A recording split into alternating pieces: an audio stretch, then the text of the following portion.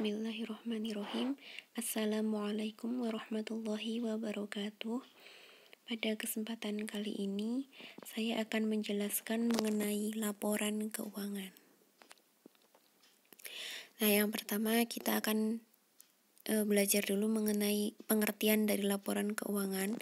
Laporan keuangan merupakan laporan mengenai posisi, kemampuan, dan kinerja keuangan perusahaan, serta informasi lainnya yang diperlukan oleh pemakai informasi akuntansi. Jadi, laporan keuangan ini berisikan segala kemampuan dan kinerja keuangan perusahaan. Jadi, untuk tahu posisi perusahaan seperti apa, itu bisa dilihat dari laporan keuangan. Kemudian fungsi dari laporan keuangan ini adalah untuk menyediakan informasi yang menyangkut posisi keuangan. Posisi keuangan ini ada aktiva, kewajiban, dan ekuitas. Juga untuk menyediakan informasi mengenai kinerja serta perubahan posisi keuangan suatu perusahaan yang bermanfaat bagi pemakai informasi akuntansi dalam pengambilan keputusan. Jadi selain menyediakan informasi mengenai posisi keuangan, juga menyediakan informasi mengenai kinerja serta perubahannya. Jadi tahun A dan tahun B itu perubahannya seperti apa, itu bisa dilihat dari laporan keuangan. Nah, laporan keuangan ini ada apa aja? Menurut PSAK atau PSAK ini adalah pernyataan standar akuntansi keuangan, atau ini adalah standar yang digunakan di Indonesia. Ini menyatakan bahwa perusahaan menerbitkan minimal 5 jenis laporan keuangan. Jadi 5 laporan yang minimal harus diterbitkan oleh perusahaan. Yang pertama adalah laporan posisi keuangan atau neraca. Kemudian laporan laba rugi komprehensif. Yang ketiga laporan perubahan ekuitas. Yang keempat laporan arus kas. Dan yang kelima adalah catatan atas laporan keuangan.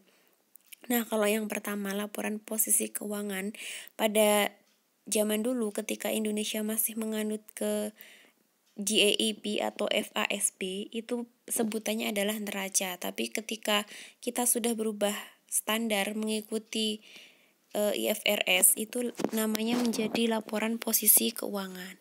Kemudian laporan laba rugi juga. Kalau dulu namanya hanya laporan laba rugi saja. Nah, kalau sekarang karena sudah mengikuti IFRS, namanya berubah menjadi laporan laba rugi komprehensif. Kemudian unsur-unsur laporan keuangan tadi, yang penjelasan dari tadi adalah laporan laba rugi. Laporan laba rugi ini terdiri dari akun pendapatan dan beban, baik di dalam usaha maupun di luar usaha. Jadi di dalam laporan laba rugi ini menjelaskan pendapatan apa saja yang diperoleh oleh perusahaan dan beban-beban apa saja yang ditanggung oleh perusahaan, sehingga nanti akan diketahui berapa laba atau rugi perusahaan itu. Yang kedua, laporan perubahan ekuitas. Ini terdiri dari akun modal awal, kemudian ada laba atau rugi tambahan yang diperoleh selama periode tersebut, yang nanti kemudian ada priva juga, dan nantinya akan diketahui modal akhirnya. Jadi ini adalah perubahan modal awalnya berapa, ada tambahan atau pengurangan berapa, kemudian nanti akhirnya jumlahnya berapa gitu. Nah, yang ketiga ini neraca atau tadi laporan posisi keuangan.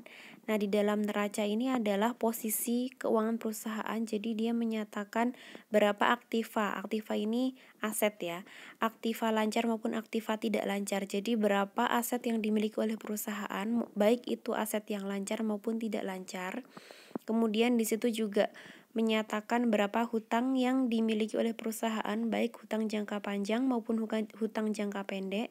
Dan yang ketiga, menyatakan berapa modal yang dimiliki oleh perusahaan. Nah, modal di sini adalah hasil dari laporan yang sebelumnya, laporan perubahan ekuitas. Nah, itu nanti hasil akhirnya akan dicantumkan di sini sebagai modal pada akhir periode. Kemudian laporan laba rugi. Kita masuk lebih dalam ke laporan laba rugi. Laporan laba rugi adalah laporan yang berisi informasi tentang pemasukan atau pendapatan dan pengeluaran atau biaya dari transaksi keuangan suatu perusahaan dagang dalam satu periode tertentu dan berfungsi untuk mengetahui laba atau rugi yang diterima perusahaan dalam periode tertentu. Jadi secara garis besar laporan laba rugi ini isinya adalah berapa pendapatannya dan berapa biayanya, sehingga nanti akan diketahui laba atau ruginya perusahaan. Nah, bentuk laporan laba rugi ini ada dua macam, yaitu single step dan multiple step. Nah, kalau single step, di sini pendapatan atau beban usaha di luar usaha tidak dipisahkan atau dibedakan. Jadi bentuk single step ini semua pendapatan dan semua beban-beban di perusahaan itu akan masuk ke laporan laba rugi. Kalau yang multiple step ini nanti pendapatan dan beban pokoknya saja yang masuk ke perusahaan, sedangkan beban yang atau pendapatan lain-lainnya tidak akan masuk ke laporan laba rugi. Nah, contohnya yang bisa kita lihat dengan mudah itu misalnya kita melihat Indomaret.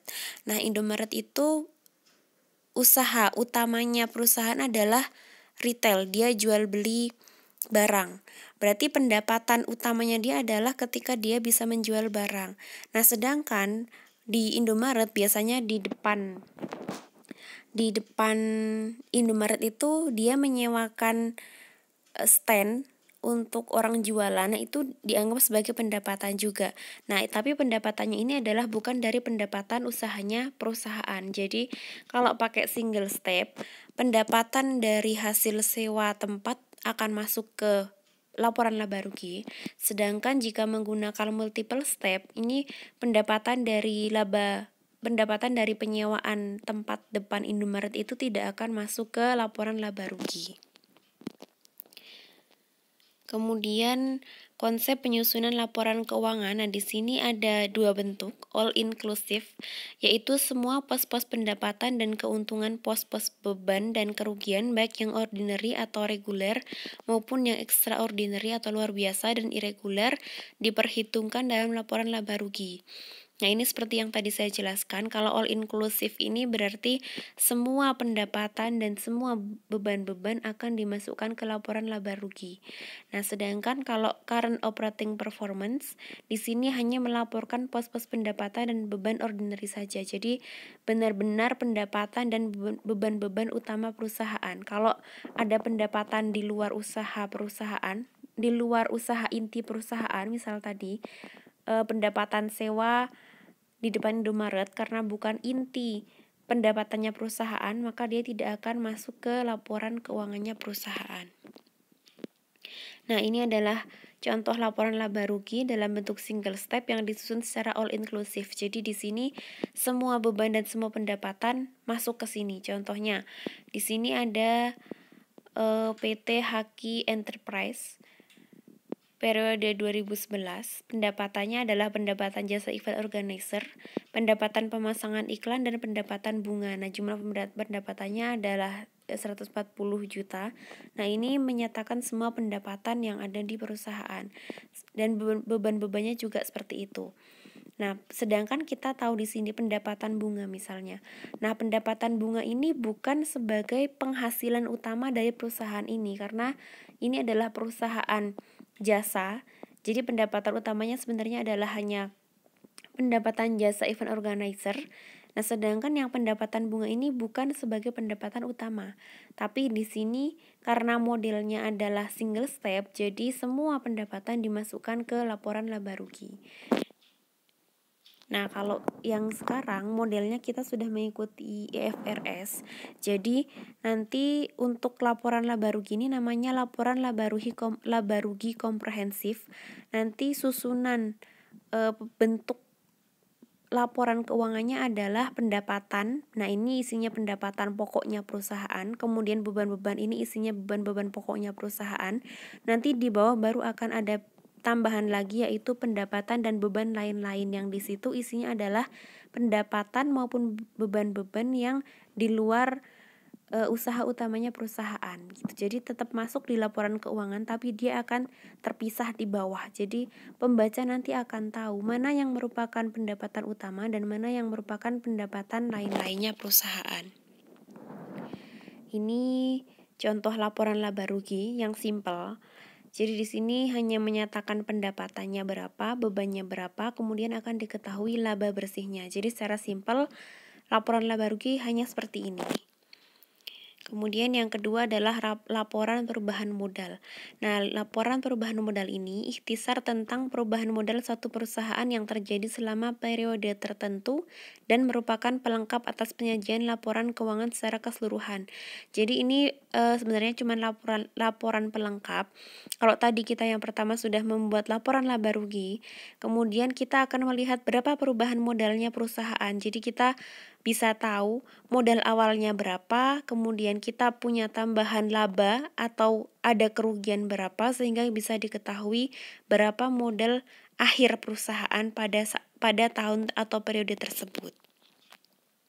Ini contoh laporan perubahan modal. Jadi di situ dinyatakan modal awalnya berapa, kemudian ada tambahan laba bersih itu angkanya didapatkan dari hasil laporan laba rugi tadi. Kemudian ada prive ini berapa jumlah uang yang diambil oleh pemilik perusahaan atau pemilik modal. Kalau dia perusahaannya perseorangan namanya prive, tapi kalau perusahaannya sudah berbentuk PT atau dalam bentuk saham itu namanya dividen. Jadi di prive ini untuk perseorangan, kalau untuk saham itu pembagiannya dengan dividen, sama aja. Nah, kemudian nanti akan diketahui berapa modal akhirnya. Yang ketiga adalah neraca atau laporan posisi keuangan. Nah, di sini menunjukkan posisi keuangan perusahaan pada akhir periode. Jadi, laporan posisi keuangan ini benar-benar menunjukkan seperti apa posisi keuangan perusahaan yang isinya adalah berapa jumlah harta perusahaan, berapa jumlah hutang perusahaan, dan berapa jumlah modal perusahaan pada periode tertentu. Nah, contoh bentuk teraca ada yang bentuk staffel atau bentuk T. Jadi kalau bentuknya T itu nanti ada aktiva dan pasiva. Aktiva ini isinya adalah aset. Kemudian pasiva ini adalah liabilitas dan ekuitas. Jadi nanti harus seimbang antara kanan dan kiri. Aktiva dan pasiva ini harus seimbang. Nanti saldonya harus sama. Sedangkan bentuk yang kedua yaitu bentuk laporan kontro, yaitu aktiva dan pasiva di atas dan di bawah. Jadi nanti di atas menyatakan aktivanya dulu, kemudian bagian bawah baru menyatakan pasifanya. Jadi ini hanya soal model bentuk penulisannya seperti apa. Ini contoh laporan posisi keuangan atau dulu disebut neraca, aktiva dan pasiva. Ini sepertinya bubar ya PPT-nya, jadi rada susah dibaca. Jadi di sini aktiva itu isinya ada aktiva lancar dan aktiva tetap. Aktiva lancar itu ada kas dan perlengkapan dan lain-lain. Jadi kalau pada kenyataannya nanti memang akun pada aktiva ini banyak sekali. Kemudian aktiva tetap contohnya adalah peralatan, akumulasi penyusutan peralatan. Jadi diketahui total aktivanya adalah 26 juta sekian. Sedangkan pasifanya itu adalah kewajiban. Di sini ada kewajiban lancar. Kemudian modal yang nanti kalau di total juga sama. Total aktiva 26 juta sekian, total pasiva 26 juta sekian. Jadi antara aktiva dan pasiva itu harus seimbang. Kemudian laporan yang keempat adalah laporan arus kas. Nah, laporan arus kas ini merupakan suatu laporan keuangan yang berisikan pengaruh kas dari kegiatan operasi, kegiatan transaksi investasi, dan kegiatan transaksi pembiayaan pendanaan, serta kenaikan atau penurunan bersih dalam kas suatu perusahaan. Jadi ini laporan kelanjutan dari neraca tadi. Kalau tadi di neraca sisi pasiva itu ada sisi aktiva itu ada aktiva lancar, salah satunya adalah kas. Nah, dari kas tersebut ini diperdalam lagi menjadi laporan arus kas. Jadi kita akan mengetahui arus kas perusahaan selama satu periode itu seperti apa? Bagaimana keluar masuknya kas di perusahaan tersebut? Ini ada di laporan arus kas. Nah, laporan arus kas ini terdiri dari 3 bagian. Ada arus kas dari aktivitas operasional, yang ini biasanya berisikan aktivitas kas dari kegiatan utama perusahaan yang secara langsung mempengaruhi kas. Contohnya adalah penerimaan piutang, itu pasti nanti ada uang masuk, kemudian pembayaran utang karena ada uang keluar, pembayaran gaji karyawan, dan seterusnya. Jadi yang berkaitan dengan aktivitas operasionalnya perusahaan. Yang kedua, kas dari aktivitas investasi. Jadi yang kedua ini keluar masuknya kas berkaitan dengan investasi yang dilakukan oleh perusahaan. Contohnya, misalnya perolehan penjualan aktiva tetap. Penjualan aktiva tetap peralatan misalnya, perusahaan menjual peralatan, itu dia akan memperoleh kas masuk, nanti masuknya ke aktivitas investasi. Kemudian yang ketiga, kas dari aktivitas pendanaan, ini aktivitas kas yang berkaitan dengan penambahan atau pengurangan modal. Jadi kalau ada kaitannya dengan penambahan atau pengurangan modal, nanti masuknya ke aktivitas kas dari aktivitas pendanaan. Jadi dibagi menjadi 3 hal di kas ini. Nah, ini contoh laporan arus kas. Ini ada kas masuk pendapatan 20 juta sekian, sedangkan kas keluar sekian. Nah, mohon maaf, contoh ini belum lengkap ya. Jadi, untuk contoh lebih detailnya, nanti kita akan mempelajari lebih lanjut ketika penyusunan laporan keuangan.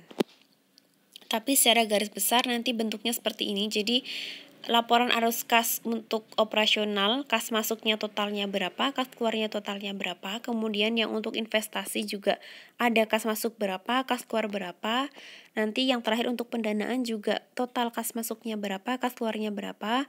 Nah, setelah itu akan dijumlah, akhirnya harus sama dengan kas yang ada di laporan posisi keuangan atau neraca.